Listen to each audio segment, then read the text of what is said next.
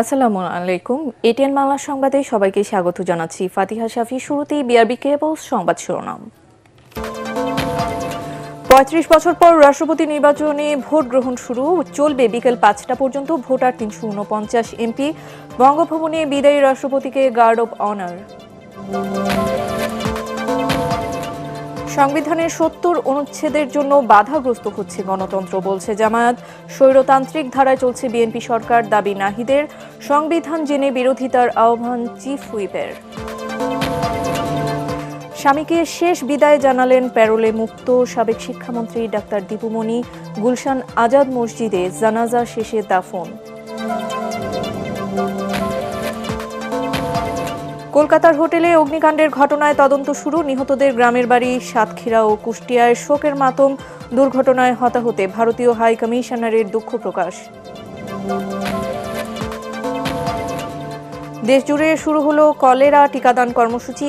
১ বছরের বেশি বয়সী সব নাগরিককে খাওয়ানো হবে ২ ডোজের টিকা।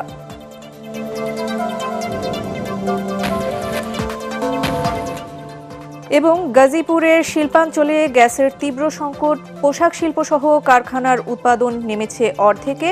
আবারও বন্ধ মহেশখালীর এলএনজি টার্মিনাল। শুনছিলেন বিআরবি কেবলস সংবাদ শিরোনাম, এবারে পুরো সংবাদ। দীর্ঘ ৩৫ বছর পর উৎসবমুখর পরিবেশে জাতীয় সংসদের অধিবেশন কক্ষে অনুষ্ঠিত হচ্ছে দেশের ২৩তম রাষ্ট্রপতি নির্বাচনের ভোটগ্রহণ। বৃহস্পতিবার দুপুর ২টা থেকে শুরু হওয়া এই ভোটগ্রহণ চলবে বিকেল ৫টা পর্যন্ত। নির্বাচন কমিশনের সিদ্ধান্ত অনুযায়ী এবারের ভোটগ্রহণ হচ্ছে স্বচ্ছ ব্যালটে। প্রত্যেক সংসদ সদস্যকে ব্যালট পেপারে তার পছন্দের প্রার্থীর নামের পাশে নিজের পূর্ণ নাম উল্লেখ ও স্বাক্ষর করতে হবে। ফলে প্রকাশ্যেই ক্ষমতাসীন দল বিএনপির মনোনীত প্রার্থী মির্জা ফখরুল ইসলাম আলমগীর এবং জামায়াত নেতৃত্বাধীন ১১ দলীয় ঐক্যের প্রার্থী অবসরপ্রাপ্ত কর্নেল অলি আহমেদকে ভোট দেবেন ৩৪৯ জন সংসদ সদস্য। অসুস্থ থাকায় বিএনপির স্থায়ী কমিটির সদস্য মির্জা আব্বাস ভোট দিতে পারছেন না। তবে সংসদের ৭০ অনুচ্ছেদ অনুযায়ী সংসদ সদস্যদের ভোট দেওয়ার ক্ষেত্রে দলীয় সিদ্ধান্তের বাধ্যবাধকতা থাকায় অনেকটা নিশ্চিতভাবে বলা যায় সংখ্যাগরিষ্ঠতার কারণে বিএনপির প্রার্থী মির্জা ফখরুল ইসলাম আলমগীরই হতে যাচ্ছেন ২৩তম রাষ্ট্রপতি। ভোটগ্রহণ শেষে রাতে প্রকাশিত হবে ফলাফলের গেজেট। শুক্রবার বঙ্গভবনে শপথ গ্রহণ করবেন নির্বাচিত নতুন রাষ্ট্রপতি।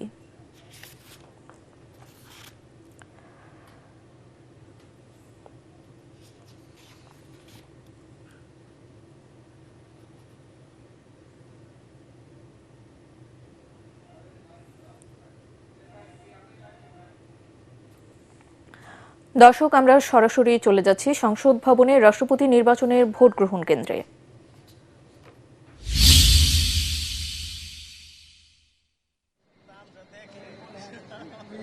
প্রতিদ্বন্দ্বিতা করছেন। রাষ্ট্রপতি নির্বাচন আইন ১৯৯১-এর ধারা ৯ অনুযায়ী আমি এখন বাংলা বর্ণমালার আদ্যক্ষর অনুযায়ী প্রতিদ্বন্দ্বী প্রার্থীদের নাম, তাদের প্রস্তাবক এবং সমর্থকদের নাম ঘোষণা করছি। ১ নম্বর প্রার্থী হচ্ছেন ডক্টর অলি আহমদ বীর বিক্রম। প্রস্তাবক জনাব মোহাম্মদ শফিকুর রহমান, মাননীয় সংসদ সদস্য ও সমর্থক জনাব আবদুল্লাহ আল আমিন, মাননীয় সংসদ সদস্য। এবং দ্বিতীয়জন হচ্ছেন জনাব মির্জা ফখরুল ইসলাম আলমগীর।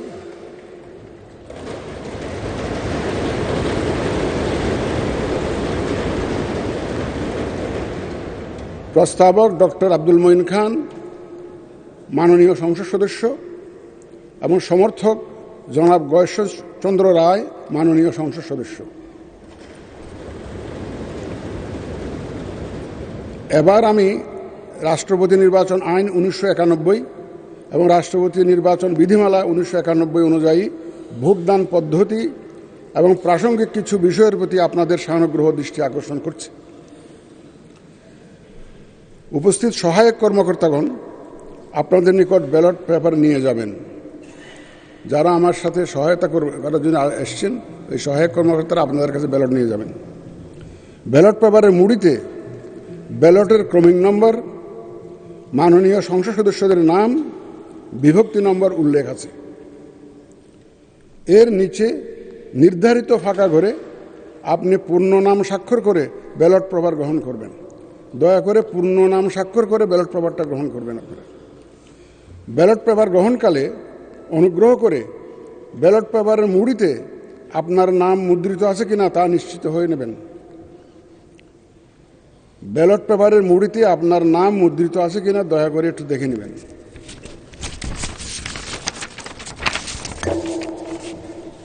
ব্যালট পেপারে প্রতিদ্বন্দ্বী প্রার্থীদ্বয়ের নাম বাংলা বর্ণমালার আদ্যক্ষরের ক্রমানুসারে মুদ্রিত আছে। আপনার প্রার্থীকে তার নামের বিপরীতে নির্দিষ্ট স্থানে নিজের পূর্ণ নাম স্বাক্ষর করে ভোট প্রদান করবেন এবং সংরক্ষিত যে কোনো ব্যালট বাক্সের অভ্যন্তরে ব্যালটটি রাখবেন। আপনি নিজের পূর্ণ নাম স্বাক্ষর করে ভোট প্রদান করবেন। শূন্য স্থানে নিজের পূর্ণ নাম স্বাক্ষর করে ভোট প্রদান করতে হবে। ভোট গ্রহণ বিকাল 5টা শেষ হওয়ার পর ভোট গণনা করা হবে। বৈধ ভোটের সংখ্যাগরিষ্ঠতার ভিত্তিতে যিনি সর্বাধিক ভোট পাবেন তাকে প্রাথমিক নির্বাচিত হিসাবে এখানেই জানিয়ে দেওয়া হবে। অতঃপর সরকারি গেজেটে ফলাফল প্রকাশ করা হবে। রাষ্ট্রপতি নির্বাচন আইন 1991 ধারা 10(1) অনুযায়ী সংসদ সদস্যগণের প্রদানকৃত ভোটে রাষ্ট্রপতি নির্বাচিত হবেন। কাজেই ভোট প্রদানের পর এবং ভোট গণনাকালে সম্মানিত সংসদ সদস্যগণ সংসদ কক্ষে অবস্থান করতে পারবেন। যদি আপনারা থাকতে চান থাকতে পারবেন। নির্বাচন পরিচালনা কাজে এখানে উপস্থিত জাতীয় সংসদ সচিবালয় এবং নির্বাচন কমিশন সচিবালয়ের কর্মকর্তারা আপনাদের সর্বাত্মক সহায়তা প্রদানে প্রস্তুত রয়েছেন। আসুন আমরা ভোট গ্রহণ কার্যক্রম শুরু করে এই নির্বাচন প্রক্রিয়াকে সফল করে তুলি। আপনাদের সকলের সুস্বাস্থ্য ও সাফল্য কামনা করে আমার বক্তব্য এখানে শেষ করছি। আল্লাহ হাফেজ। স্বাক্ষর আপনারা বাংলায়ও করতে পারেন, ইংরেজিতেও করতে পারেন, কিন্তু পূর্ণ নাম স্বাক্ষর করতে হবে। দর্শক, সংসদ ভবন থেকে সরাসরি রাষ্ট্রপতি নির্বাচনের ভোট গ্রহণ দেখছিলেন। এই মুহূর্তে সেখানে আছেন সহকর্মী একরামুল হক সায়েম ও ইয়াসিন রানা। আমরা সরাসরি কথা বলছি তাদের সাথে। শুরুতেই আমরা একরামুল হক সায়েমের সাথে যুক্ত হতে চাচ্ছি।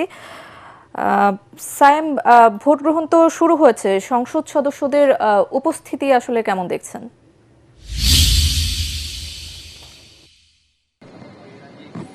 ফাতিয়া, ঐতিহাসিক মুহূর্তটি আপনার মাধ্যমে দর্শকরা দেখলো।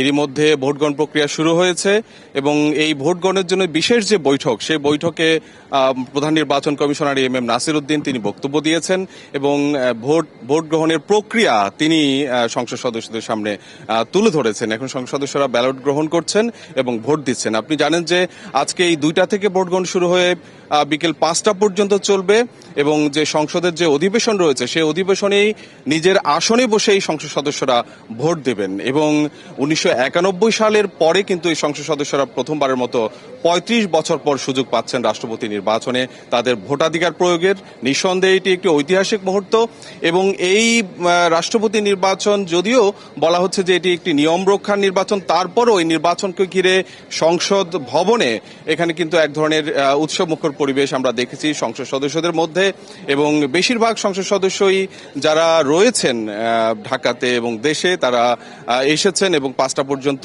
এর মধ্যে যাদের বাইরে কোনো গুরুত্বপূর্ণ কাজ রয়েছে তারা এর মধ্যে চলে আসবেন। কেউ কেউ হয়তো দেশের বাইরে রয়েছেন, কেউ কেউ অসুস্থ থাকতে পারেন, তাদের হয়তো কয়েকজন এখানে অনুপস্থিত থাকতে পারেন।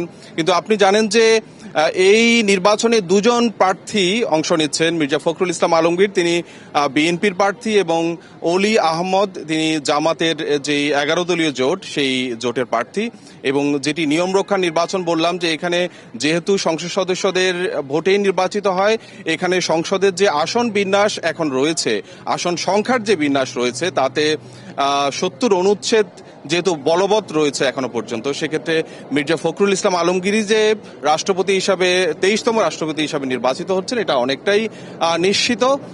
কিন্তু তারপরেও আসলে এই নির্বাচনটি হচ্ছে এবং বিরোধী দলের পক্ষ থেকে বলা হয়েছে যে তারা বিনা প্রতিদ্বন্দ্বিতায় কোনো নির্বাচন হোক তারা সেটি চান না, তারা গণতান্ত্রিক প্রক্রিয়ার চর্চা করতে চান, এই জন্যই তারা প্রার্থী দিয়েছেন। যদিও 70 অনুচ্ছেদ নিয়েও নানা ধরনের ব্যাখ্যা রয়েছে। আজকে দুপুরের দিকেও নাহিদ ইসলামের পক্ষ থেকে বলা হয়েছে যে 70 অনুচ্ছেদ আসলে এই নির্বাচনের ক্ষেত্রে প্রযোজ্য নয়, অর্থাৎ 70 অনুচ্ছেদ শুধুমাত্র অধিবেশন কক্ষের ভোটাধিকার প্রক্রিয়ায়, অন্যান্য বিষয়ে যে ভোটাধিকার প্রক্রিয়া সেখানে বলবৎ থাকলেও নির্বাচনের ক্ষেত্রে 70 অনুচ্ছেদ বলবৎ না হওয়ার কারণে সংসদ সদস্যরা দলের যে প্রার্থী সেই দলের প্রার্থীর বাইরেও ভোট দিতে পারেন। কিন্তু স্বরাষ্ট্রমন্ত্রী সালাউদ্দিন আহমেদ সহ সরকারি দলের সংসদ সদস্যরা অবশ্য ভিন্ন কথা বলছেন। তারা বলছেন যে এখনো পর্যন্ত যেহেতু 70 অনুচ্ছেদ বলবৎ রয়েছে এবং এটি সংশোধন করা হয়নি, সেক্ষেত্রে আগের মতোই অর্থাৎ দলের বিপক্ষে সংসদ সদস্যদের ভোট দেওয়ার সুযোগ নেই, অর্থাৎ যেই দলের যত এমপি রয়েছে তারা সেই দলের প্রার্থীর পক্ষেই তাদেরকে ভোট দিতে হবে। সেই অনুযায়ী মির্জা ফখরুল ইসলাম আলমগীর নির্বাচিত হচ্ছেন, সেটা অনেকটা নিশ্চিত। এই 70 অনুচ্ছেদ নিয়ে আরো নানান ধরনের ব্যাখ্যা আমরা শুনবো। আমার সাথে রয়েছে আমার সহকর্মী ইয়াসিন রানা। সকাল থেকে এসব বিষয় নিয়ে সরকারি দলের সংসদ সদস্য এবং বিরোধী দলের সংসদ সদস্যরা নানা ধরনের কথাবার্তা বলেছেন। আমি শুরুতেই ইয়াসিন রানার কাছ থেকে সেই বিষয়গুলো সম্পর্কে জানতে চাই যে আসলে এই ভোটাধিকার প্রক্রিয়া এবং 70 অনুচ্ছেদ নিয়ে সরকারি দল এবং বিরোধী দলের সংসদ সদস্যরা কি বলেছেন। ধন্যবাদ আপনাকে। আমরা এই সকাল থেকে মূলত এখানে রয়েছি। এখানে বিরোধী দলীয় চিফ হুইপ নাহিদ ইসলাম কথা বলেছেন। তার যে বক্তব্য, তিনি বলেছেন যে 70 অনুচ্ছেদের যে ধারাটা সেটি আসলে যেহেতু এখানে গোপন ভোটের ব্যবস্থা রাখা যাবে কিনা, কিংবা জুলাই সনদের যে বিষয়টি রয়েছে, জুলাই সনদ অনুযায়ী আসলে এটা কোনোভাবে আসলে এখানে বাস্তবায়ন করা যাবে কিনা, বাস্তবায়ন করতে গেলে সেই বিষয়টি আসলে কিভাবে আসবে, এবং জুলাই সনদ বাস্তবায়ন না করার বিষয়ে যে বিএনপির তরফ থেকে এক ধরনের প্রতারণা করা হয়েছে বলে উনি ব্যাখ্যা করেছেন। এবং 70 অনুচ্ছেদের এর আগে উনি একটি ব্যাখ্যা দিয়েছেন যে যদি এটি গোপন ব্যালটের মাধ্যমে ভোট নেওয়া হতো তাহলে হয়তো এটা স্পষ্ট হতো না যে আসলে এটা কাকে ভোট দিচ্ছেন, তখন আসলে এই অনুচ্ছেদটি প্রযোজ্য হতো না। তবে চিফ হুইপ নুর ইসলাম মনি সেই বিষয়টি আমাদেরকে ব্যাখ্যা করে জানিয়েছেন যে 70 অনুচ্ছেদের যেই ব্যাখ্যাটি, উনি বলেছেন রাষ্ট্রপতি যে প্রার্থী রয়েছেন, প্রার্থীর নামের পাশে যে সংসদ সদস্য রয়েছেন তার পূর্ণ নাম লিখতে হবে এবং তার আসন সংখ্যা লিখতে হবে। তাই যে কোনোভাবে এটা গোপনে দেওয়া হোক কিংবা প্রকাশ্যে দেওয়া হোক, এই বিষয়টি আসলে কোনোভাবেই প্রযোজ্য হবে না। আরেকটি বিষয় উনি বলেছেন যে 70 অনুচ্ছেদের যে যে বিধান রয়েছে অনুচ্ছেদের, যে রাষ্ট্রপতি নির্বাচনের বিষয়ে দলের বিপক্ষে আসলে কোনো যদি ভোট দিতে চান কিংবা সংসদে এই ভোটের আজকের দিনে উপস্থিত থাকবেন অথচ ভোট দানে উনি বিরত থাকবেন, সেই বিষয়টি আসলে সুযোগ নেই। আর আরেকটি বিষয় হলো যে যারা স্বতন্ত্র সংসদ সদস্য রয়েছেন তাদের এই বিধানটি অবশ্য কার্যকর হবে না, যেহেতু দলের বিরুদ্ধে কেউ কোনো ধরনের ভোট দিতে পারবেন না। তাদের যেহেতু কোনো ধরনের দল নেই, ওনারা চাইলে যে কোনো ব্যক্তিকে আসলে ভোট দিতে পারবেন, এক্ষেত্রে কোনো বিধিনিষেধ নেই। তবে যারা দলের মধ্যে রয়েছেন, দলের বিপক্ষে ভোট দেওয়া এবং ভোট দানে বিরত যদি থাকেন তাহলে আসলে তাদের সংসদ সদস্য পদ বাতিল হবেন। আরেকটি বিষয় আপনি যেমন জানাচ্ছিলেন, যারা অসুস্থ রয়েছেন কিংবা দেশের বাহিরে নানানভাবে ব্যস্ত থাকবেন, তারা যারা যিনি দলের প্রধান থাকবেন তার কাছ থেকে ছুটি নেবেন যে আসলে আজকে তিনি উপস্থিত থাকতে পারছেন না, বিশেষভাবে যেন বিষয়টি বিবেচনা করা হয়। এটি একটি বিষয়। আর দুইটি বিষয় আসছে এখানে। যে রাষ্ট্রপতি প্রার্থী রয়েছেন জামাতের 11 দলীয় জোটের কর্নেল অলি আহমদের বিষয়টি, উনি যেহেতু সংসদ সদস্য নন সেজন্য রাষ্ট্রপতি নির্বাচনে তার ভোট দেওয়ার আসলে সুযোগ নেই। তবে মির্জা ফখরুল ইসলাম আলমগীর যেহেতু সংসদ সদস্য, তিনি ভোট দিতে পারবেন। এছাড়া জামাতের আরেকজন এমপি গাজী মাজহারুল ইসলামের বিষয়টি বলা হচ্ছে, গাজী নজরুল ইসলাম তিনি এর আগে জামাত তাকে বহিষ্কার করেছে, নানান ধরনের বিষয়টি এসেছে। তবে এই বিষয়টি তিনি কাকে ভোট দিবেন এটি জামাতের পক্ষ থেকে নির্ধারণ করার জন্য আসলে বিষয়টি বলা হয়েছে। যেহেতু তিনি এখনো জামাতের সংসদ সদস্য হিসাবে রয়েছেন এবং তার ব্যাপারে নতুন করে কোনো সিদ্ধান্ত হয়নি, সেক্ষেত্রে 70 অনুচ্ছেদ অনুযায়ী তিনি জামাতের পক্ষে ভোট দেওয়ার কথা। এক্ষেত্রে জামাত আসলে ব্যাখ্যা দিবেন আসলে কোন বিষয়টি আসবে।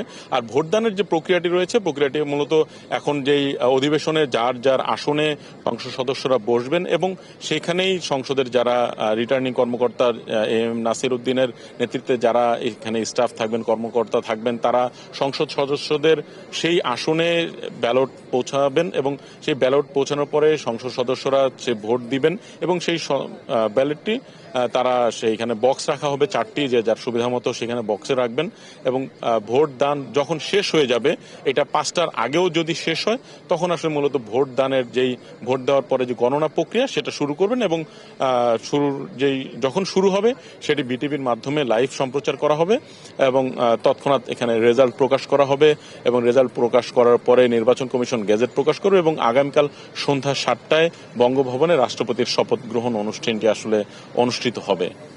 ইয়াসিন রানা যেমনটা বলছিলেন যে এই নির্বাচনে 11 দলীয় জোটের প্রার্থী অলি আহমদ তিনি কিন্তু এমপি না, সংসদ সদস্য না, অতএব তার ভোট দেওয়ার কোনো সুযোগ নেই। কিন্তু অপরদিকে বিএনপির যিনি প্রার্থী মির্জা ফখরুল ইসলাম আলমগীর, তিনি একই সাথে সংসদ সদস্য হয়, তার ভোটাধিকারের সুযোগ রয়েছে, এবং ভারপ্রাপ্ত রাষ্ট্রপতি হাফিজউদ্দিন আহমেদ তিনিও ভোটাধিকার প্রয়োগ হয়তো এরই মধ্যে করে ফেলেছেন। একই সাথে প্রধানমন্ত্রী তারেক রহমান তিনিও ভোটাধিকার প্রয়োগ করার কথা। ইয়াসিন রানা জানতে চায় যে কর্নেল অলি আহমদ যদিও তিনি প্রার্থী কিন্তু ভোটার নন, তিনি কি এসেছেন কিনা, দেখেছেন কিনা, তার কোনো প্রতিক্রিয়া শুনেছেন কিনা? না, আমরা আসলে এখন পর্যন্ত রাষ্ট্রপতির 2জন প্রার্থী রয়েছেন, মির্জা ফখরুল ইসলাম আলমগীর এবং কর্নেল অলি আহমদ, কারো আসলে আমরা প্রতিক্রিয়া আমরা সেভাবে আমরা শুনতে পাইনি। একটি বিষয় হলো একটু জানিয়ে রাখছি যে রাষ্ট্রপতি নির্বাচনের পরে রাষ্ট্রপতির যে শপথ গ্রহণ হবে, শপথটি আসলে কে পড়াবেন এটি নিয়ে এক ধরনের প্রশ্ন ছিল। সেটিও চিফ হুইপ আমাদেরকে নিশ্চিত করেছেন যে ভারপ্রাপ্ত যে স্পিকার রয়েছেন ব্যারিস্টার কায়সার কামাল, তিনি রাষ্ট্রপতির শপথ পড়াবেন। একটি বিষয় হলো এর আগে যে বিষয়টি ছিল প্রধান বিচারপতি রাষ্ট্রপতির শপথ পড়াতেন, সেই বিষয়টি 15তম যে সংশোধনী ছিল সংবিধানের, সেখান থেকে আসলে প্রধান বিচারপতি এখন আর রাষ্ট্রপতির শপথ পড়াবেন। এই সংসদে এখন সংরক্ষিত সংসদ সদস্য মিলে 349 জন সংসদ সদস্য রয়েছেন। যদিও 350 জন থাকার কথা, একটি আসনের ফলাফল এখনো পর্যন্ত স্থগিত রাখার কারণে এখানে 349 জন সংসদ সদস্য রয়েছেন। তার মধ্যে 90 জন হচ্ছে জামাত নেতৃত্বাধীন যে 11 দলীয় জোট, সেই জোটের সংসদ সদস্য। বাকি 247 জন বিএনপির সংসদ সদস্য। এর বাইরে বাকি যে 12 জন রয়েছেন, সে 12 জনের মধ্যে স্বতন্ত্র সংসদ সদস্য রয়েছেন এবং অন্য কয়েকটি দলের সংসদ সদস্যরা রয়েছেন। এখন দেখার বিষয়, যদি 70 অনুচ্ছেদের বিএনপি যে ব্যাখ্যা দিচ্ছে সেই ব্যাখ্যা অনুযায়ী ঠিক হয়, তাহলে বাকি এই 12 জন সংসদ সদস্য আসলে কোথায় ভোট দেন। তারা যে 70 অনুচ্ছেদের বাধ্যবাধকতা রয়েছে, এই বাধ্যবাধকতার বাইরে গিয়েও কিন্তু ভোট দেওয়ার তাদের সুযোগ রয়েছে। আমরা এই রাষ্ট্রপতি নির্বাচন সারা দিন ব্যাপী আমরা পর্যবেক্ষণ করছি। পরবর্তী সংবাদেও সবশেষ খবর জানাবো। ফাতিয়া।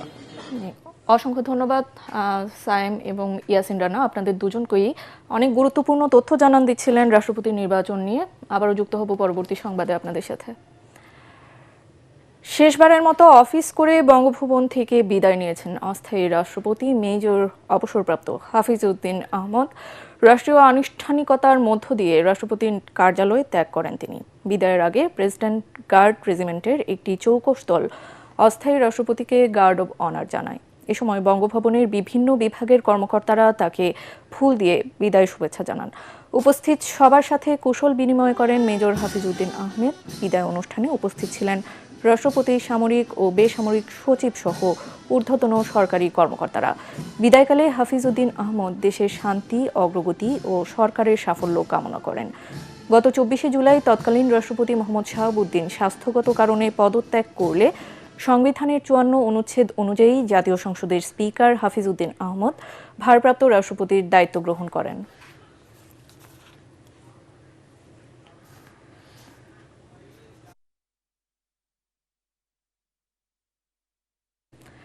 সংবিধানের 70 অনুচ্ছেদের জন্য গণতন্ত্র বাধাগ্রস্ত হচ্ছে বলে অভিযোগ করেছেন জামায়াতে ইসলামী সহকারী সেক্রেটারি জেনারেল রফিকুল ইসলাম খান।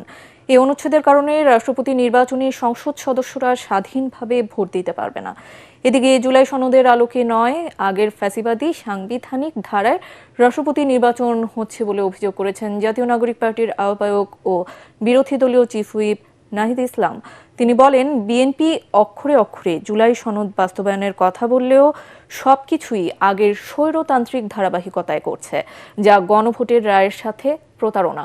রাষ্ট্রপতি নির্বাচন নিয়ে সংসদ ভবনে সাংবাদিকদের উদ্দেশ্যে নাহিদ ইসলাম বলেন, জনগণ ও গণতন্ত্রের সাথে বিশ্বাসঘাতকতা করছে সরকার।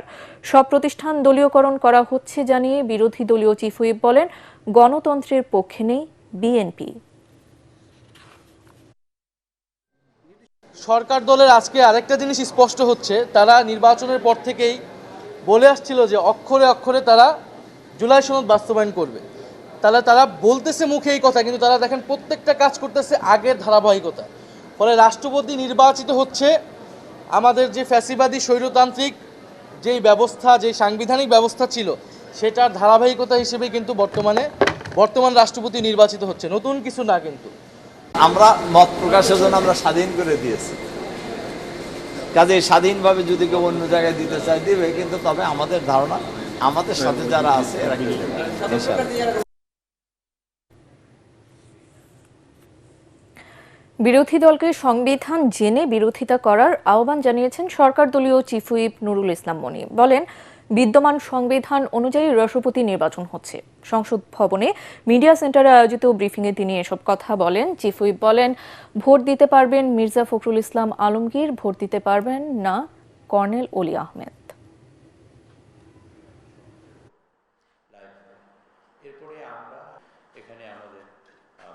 যে সংবিধান অনুযায়ী চলছি সেই সংবিধানে যা লেখা আছে আমরা সবই মানব।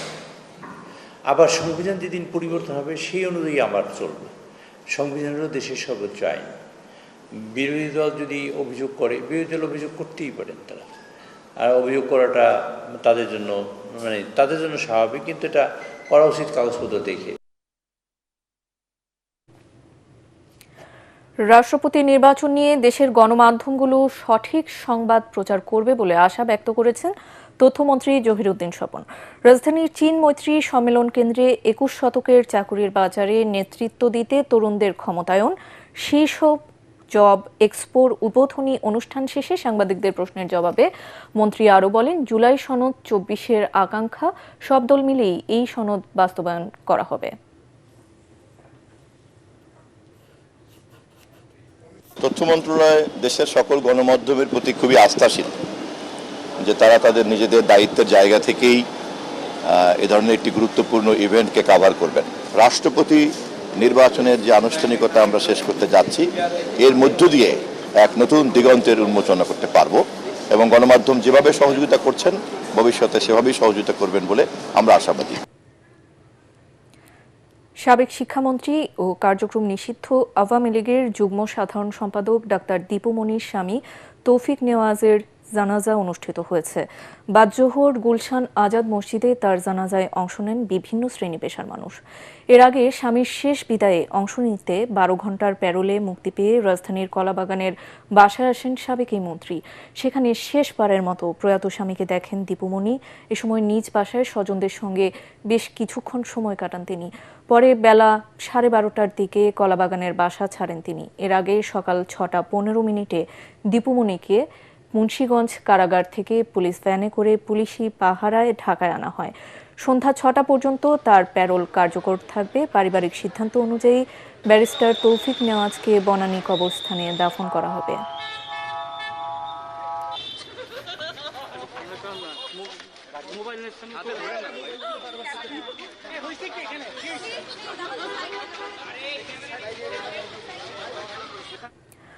কলকাতার নিউ মার্কেট এলাকায় হোটেল শিখা ইনে ভয়াবহ অগ্নিকাণ্ডের তদন্ত শুরু করেছে দেশটির ফায়ার সার্ভিস।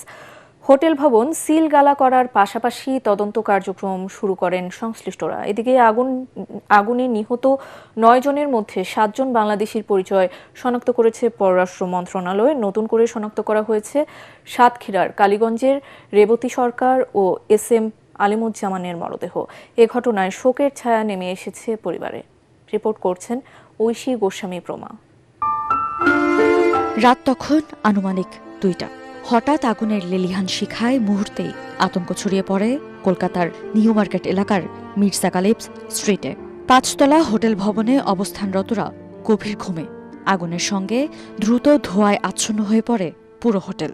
প্রাণ বাঁচাতে ছোটাছুটি করেও অনেকেই আর বের হতে পারেননি ভবন থেকে।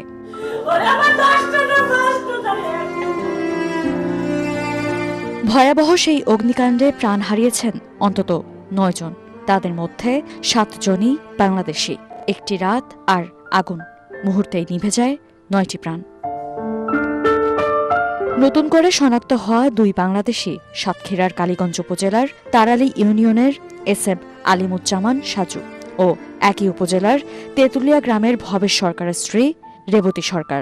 গ্রামে আমাদের সাজু দাদা মারা গেছে, আমরা গ্রামবাসী সবাই মর্মাহত। হোটেলে জানতে পারি হঠাৎ আগুন ধরছে।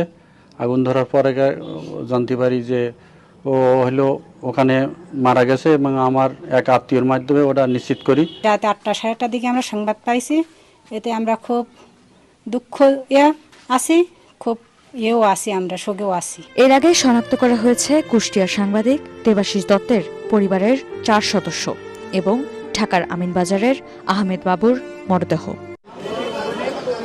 এদিকে মর্মান্তিক এ ঘটনার তদন্ত শুরু করেছে কলকাতা ফায়ার সার্ভিস। সংবাদ মাধ্যম টাইমস অফ ইন্ডিয়ার তথ্য অনুযায়ী নিহতদের মধ্যে রয়েছে মাত্র 4 বছরের একটি শিশু, আর এ পর্যন্ত জীবিত উদ্ধার করা হয়েছে অন্তত 60 জনকে। ঐশী গোস্বামী প্রমা, এটিএন বাংলা। পশ্চিমবঙ্গের কলকাতায় আবাসিক হোটেল শিখাইনে অগ্নিকাণ্ডের ঘটনায় গভীর শোক ও দুঃখ প্রকাশ করেছেন ঢাকায় নিযুক্ত ভারতের হাই কমিশনার দীনেশ ত্রিবেদী। রাজধানীর সচিবালয়ে স্বাস্থ্যমন্ত্রী সর্দার মোহাম্মদ সাখাওয়াত হোসেনের সাথে সৌজন্য সাক্ষাৎ শেষে তিনি নিহত ও শোক সন্তপ্ত পরিবারের প্রতি সমবেদনাও জানান। এ সময় 12 ও 13 সেপ্টেম্বর দিল্লিতে হতে যাওয়া ব্রিক্স সম্মেলনে প্রধানমন্ত্রী তারেক রহমানের উপস্থিতি এবং সফর নিয়ে আশাবাদও ব্যক্ত করেন দীনেশ ত্রিবেদী। এটা খুব দুঃখের কথা, আর ওখানে যা যা করা আছে আমরা নিশ্চয়ই করব, কিন্তু খুবই দুঃখের কথা। ওনারা আমাদের প্রাইম মিনিস্টারকে দাওয়াত দিয়েছেন, এটাই শুধু বলেছেন। আপনাকে ওটা জানিয়েছেন? ওটাই বলেছেন যে আমরা ওনাকে দাওয়াত দিই, we are expecting his arrival here, এইটুকুই বলেছেন। দেশব্যাপী শুরু হয়েছে কলেরা টিকা ক্যাম্পেইন 2026। 1 বছরের বেশি বয়সী সব নাগরিককে 2 ডোজের এই টিকা খাওয়ানো হবে। রাজধানীর ঢাকা উত্তর এবং দক্ষিণ সিটি কর্পোরেশনে একযোগে কার্যক্রমের উদ্বোধন করেন স্বাস্থ্যমন্ত্রী এবং প্রতিমন্ত্রী। এ সময় স্বাস্থ্যমন্ত্রী সর্দার মোহাম্মদ সাখাওয়াত হোসেন বলেন, টিকা কার্যক্রম জোরদার করায় কলেরা এখন অনেকটাই নিয়ন্ত্রণে এসেছে। জামিল হাসান শান্তর রিপোর্ট। পানিবাহিত রোগ প্রতিরোধে সারা দেশে আনুষ্ঠানিকভাবে শুরু হয়েছে জাতীয় ওরাল কলেরা টিকাদান ক্যাম্পেইন। রাজধানীর গুলিস্তানে নগর ভবন অডিটোরিয়ামে দক্ষিণ সিটি কর্পোরেশনের প্রশাসক আব্দুস সালামের সঙ্গে এই ক্যাম্পেইনের উদ্বোধন করেন স্বাস্থ্যমন্ত্রী সর্দার মোহাম্মদ সাখাওয়াত হোসেন। ওরাল কলেরা টিকাদান ক্যাম্পেইন 2026 আজকে থেকে শুরু হবে বিসমিল্লাহ বলে এই ক্যাম্পেইনের শুভ উদ্বোধন ঘোষণা করলাম। এ সময় স্বাস্থ্যমন্ত্রী বলেন, পানিবাহিত রোগের ঝুঁকি কমাতে ওয়ার্ড পর্যায়ে সমন্বিতভাবে সেবা দেওয়া হচ্ছে। কলেরা আমাদের দেশে একটা বিরাট, আমাদের হাইজেনিক সিস্টেমের অভাব, অ্যাওয়ারনেসের অভাব, ফুড কোয়ালিটির অভাব। তবে ইনশাল্লাহ এই সবগুলির বিরুদ্ধে আমরা জনগণকে অ্যাওয়ারনেস সৃষ্টি করতে হবে। টিকাদানের পাশাপাশি নিরাপদ পানি সরবরাহ, উন্নত স্যানিটেশন ব্যবস্থা, যথাযথ স্বাস্থ্যবিধি অনুসরণ ও কার্যকর রোগ নজরদারি ব্যবস্থার সমন্বয়ের মাধ্যমেই কলেরা নিয়ন্ত্রণে দীর্ঘমেয়াদী সাফল্য অর্জন সম্ভব। এদিকে তেজগাঁয় উত্তর সিটি কর্পোরেশনের প্রশাসক শফিকুল ইসলাম খান মিল্টনকে সঙ্গে নিয়ে টিকা কর্মসূচির উদ্বোধন করেন স্বাস্থ্য প্রতিমন্ত্রী ডাক্তার এম.এ. মুহিত। আমরা চাচ্ছি যে সারা দেশে অসংখ্য মানুষ প্রতি বছর কলেরাজনিত ডায়রিয়াতে আক্রান্ত হয়, এই ভ্যাকসিনের মাধ্যমে সেটাকে প্রতিরোধ করা যাবে। ক্যাম্পেইনে গর্ভবতী নারী ছাড়া 1 বছর বয়সী শিশু থেকে শুরু করে সবাই বিনামূল্যে এ টিকা পাবেন।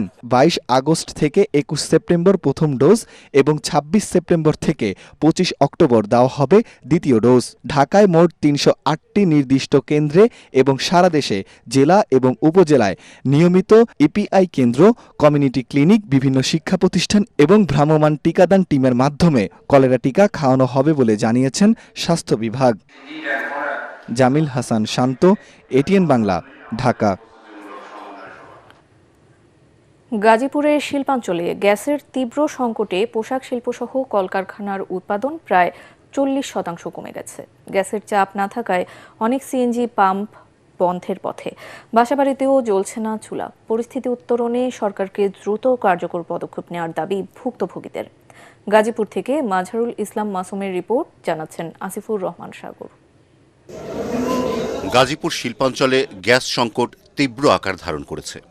চাপ না থাকায় গ্যাস চালিত জেনারেটরগুলো বন্ধ, ফলে পোশাক শিল্পের উৎপাদন প্রায় অর্ধেক কমে গেছে। যে কোনো মুহূর্তে বন্ধ হয়ে যেতে পারে কারখানা।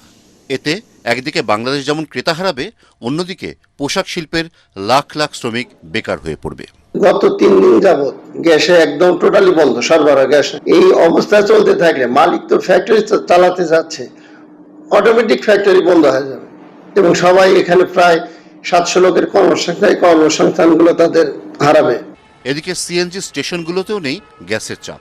স্বাভাবিক অবস্থায় একটি সিএনজি স্টেশনে যেখানে 3000 থেকে 3600 পিএসআই গ্যাসের চাপ থাকার কথা, সেখানে গ্যাসের চাপ রয়েছে মাত্র 80 থেকে 120। ফলে সিএনজি চালিত যানবাহন ঘন্টার পর ঘন্টা অপেক্ষা করেও পাচ্ছে না গ্যাস।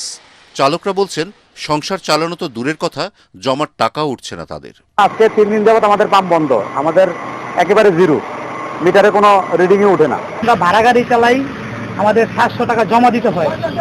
মালিক তো তা বুঝবে না, গ্যাস ছাড়া আমরা গাড়ি চালাতে পারতেছি না। সুতরাং এই গ্যাসের জন্য মনে করেন যে ফ্যামিলি নিয়ে এখন বর্তমানে আমার রাস্তায় বসতে হবে।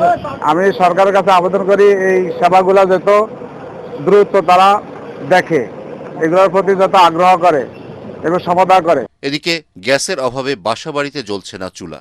সকাল 8টা থেকে 10টা পর্যন্ত গ্যাসের সংকট। আর সরকারের কাছে আবেদন মিলিটারি করে যাতে গ্যাসের সংকট নিরসনের জন্য অনেক কিছু করে, কারণ রান্না বান্না করে ফ্যামিলির সবাইকে খাওয়াইতে হয়, তো এই জন্য অনেক ঝামেলার মধ্যে আছে। গ্যাস সংকট নিরসনে দ্রুত সরকারের কার্যকর পদক্ষেপের দাবি ভুক্তভোগীদের।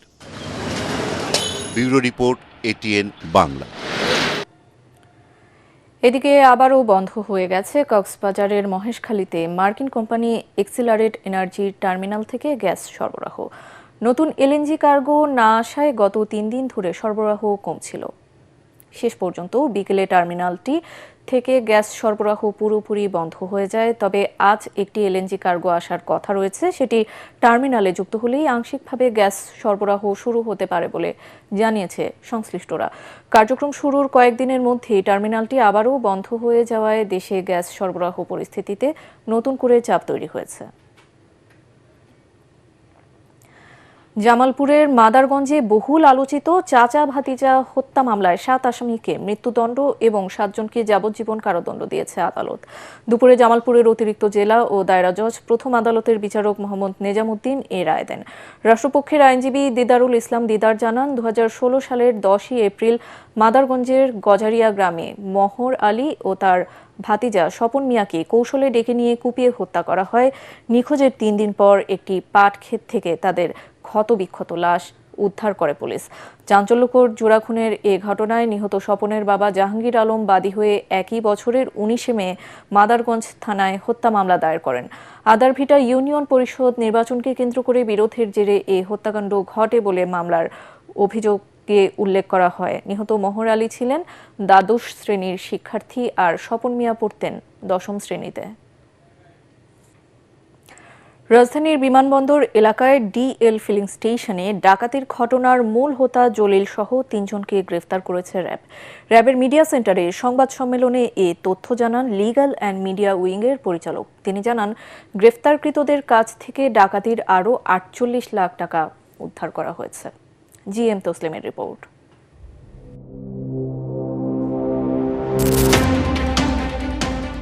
বিমানবন্দর এলাকার ক্রাউন প্লাজার সামনে গত 9 আগস্ট ঘটে এই দুর্ধর্ষ ডাকাতির ঘটনা।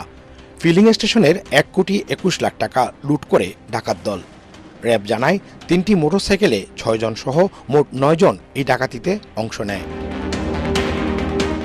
গোয়েন্দা তথ্যের ভিত্তিতে মূল পরিকল্পনাকারী হাকিম, তথ্যদাতা কাউসার এবং ডাকাতির ঘটনা বাস্তবায়নকারী জলিলকে গ্রেফতার করে র্যাব। হাকিমের কাছ থেকে উদ্ধার করা হয় বিদেশি পিস্তল, গুলি, হ্যান্ডকাপ এবং ওয়্যারলেস সেট। পরে জলিলের দেয়া তথ্যের ভিত্তিতে উদ্ধার করা হয় লুণ্ঠিত আরও 48 লাখ টাকা। ডাকাতি সফল হওয়ার পর তারা নিজেদের মধ্যে এই টাকাগুলো ভাগ করে নেয়। মেইন যে সর্দার অর্থাৎ জলিল মোল্লা আনুমানিক 53 লক্ষ টাকা তার কাছে রাখে। তার আরেকজন সহযোগী ছিল সাগর বড়াই, সে আনুমানিক 14 লক্ষ টাকা ভাগে নেয় এবং ডাকাতির সময় তার হাতেও পিস্তল ছিল। ইতিমধ্যে ডিবি কর্তৃক গ্রেফতারকৃত হয়েছেন এবং তার কাছ থেকে আনুমানিক 12 লক্ষ টাকা সে সময় উদ্ধার করা হয়েছে। জিজ্ঞাসাবাদে জলিল মতিঝিলে সংগঠিত 17 লাখ টাকার বৈদেশিক মুদ্রা ডাকাতির সঙ্গেও জড়িত থাকার কথা স্বীকার করে। এর আগে এই ডাকাতির সাথে জড়িত 5 জনকে গ্রেফতার করে ঢাকা মহানগর গোয়েন্দা পুলিশ। এদিকে র্যাবের মুখপাত্র সাংবাদিকদের জানান, নতুন আইনে এসআরবি কিভাবে কাজ করবে সেটি নির্ধারণ করবে সরকার। ভবিষ্যতে তাদের কার্যাবলী কিভাবে পরিচালনা করবে পুরোটি সরকারের উপরে নির্ভর করছে।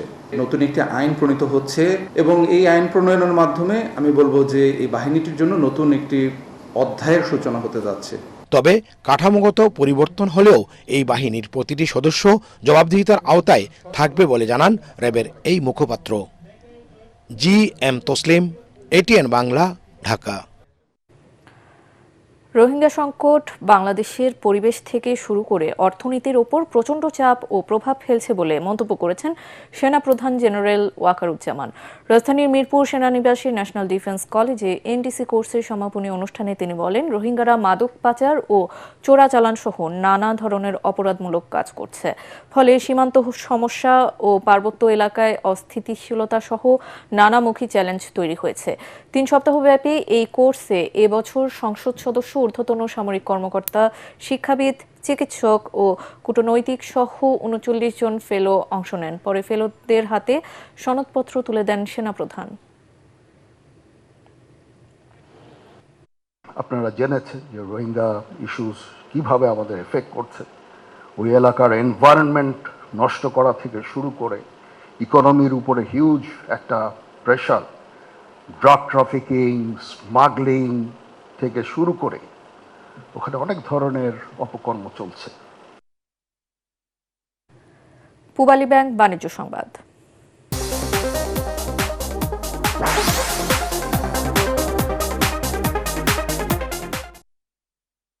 দেশে তৈরি পোশাক খাতের ছাদ থেকে প্রায় 1768 মেগাওয়াট সৌরবিদ্যুৎ উৎপাদন সম্ভব বলে জানিয়েছে Centre for Policy Dialogue CPD।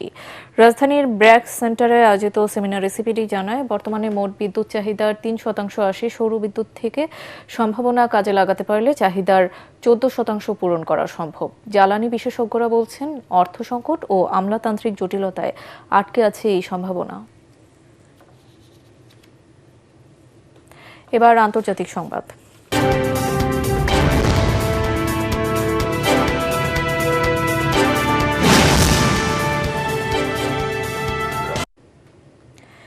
ইরানের বিরুদ্ধে যাবৎকালের সবচেয়ে বিধ্বংসী অর্থনৈতিক অভিযান চালানোর ঘোষণা দিয়েছেন মার্কিন প্রেসিডেন্ট ডোনাল্ড ট্রাম্প।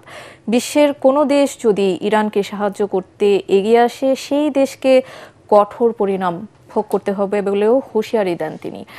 এই অর্থনৈতিক যুদ্ধের ফলে ইরান আন্তর্জাতিক বিশ্ব থেকে পুরোপুরি বিচ্ছিন্ন হয়ে যাবে বলেও জানান ট্রাম্প।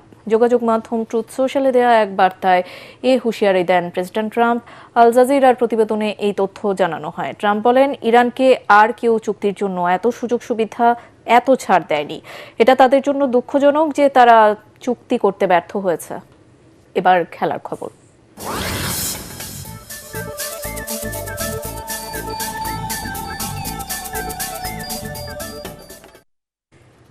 ম্যাকাই টেস্টের আগে বাংলাদেশ শিবিরে অস্বস্তি। ঘাড়ের আড়ষ্টতায় ব্যাটিং অনুশীলন করতে পারেননি তানজিদ হাসান তামিম। নেটে ব্যাটিংয়ের সময় আঙুলে আঘাত পেয়েছেন মুশফিকুর রহিম। এছাড়া টাইগাররা রয়েছেন ফুরফুরে মেজাজে। এদিকে ম্যাকাই টেস্টে অজিদের হারালেই অবিশ্বাস্য এক বিশ্ব রেকর্ড গড়বে ফিল সিমন্সের শিষ্যরা। ভাঙবে অস্ট্রেলিয়ার মাটিতে 139 বছরের অক্ষত রেকর্ড।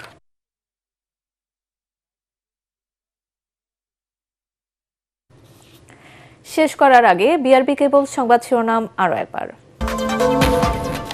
23তম রাষ্ট্রপতি নির্বাচনে ভোট গ্রহণ চলছে। একটানা চলবে। বিকেল 5টা পর্যন্ত ভোট দিয়েছেন প্রধানমন্ত্রী, বিরোধী দলীয় নেতা প্রার্থী মির্জা ফখরুল।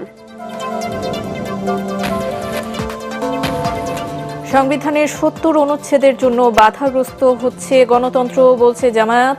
স্বৈরতান্ত্রিক ধারায় চলছে বিএনপি সরকার। দাবি নাহিদের, সংবিধান জেনে বিরোধিতার আহ্বান চিফ হুইপের।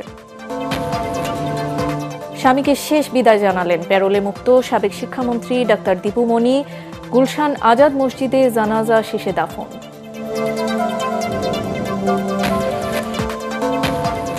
কলকাতার হোটেলে অগ্নিকাণ্ডের ঘটনায় তদন্ত শুরু। নিহতদের গ্রামের বাড়ি সাতক্ষীরা ও কুষ্টিয়ায় শোকের মাতম। দুর্ঘটনায় হতাহতে ভারতীয় হাই কমিশনারের দুঃখ প্রকাশ। দেশজুড়ে শুরু হলো কলেরা টিকাদান কর্মসূচি। 1 বছরের বেশি বয়সী সব নাগরিককে খাওয়ানো হবে 2 ডোজের টিকা।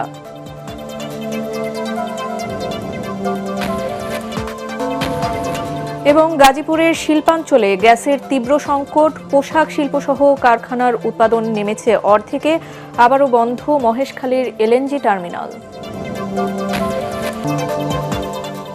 পরবর্তী সংবাদ দেখার আমন্ত্রণ জানিয়ে এখনকার মতো শেষ করছি। আর এটিএন বাংলা সংবাদ ইউটিউবে দেখতে ব্রাউজ করুন youtube/ATN বাংলা নিউজ। ধন্যবাদ।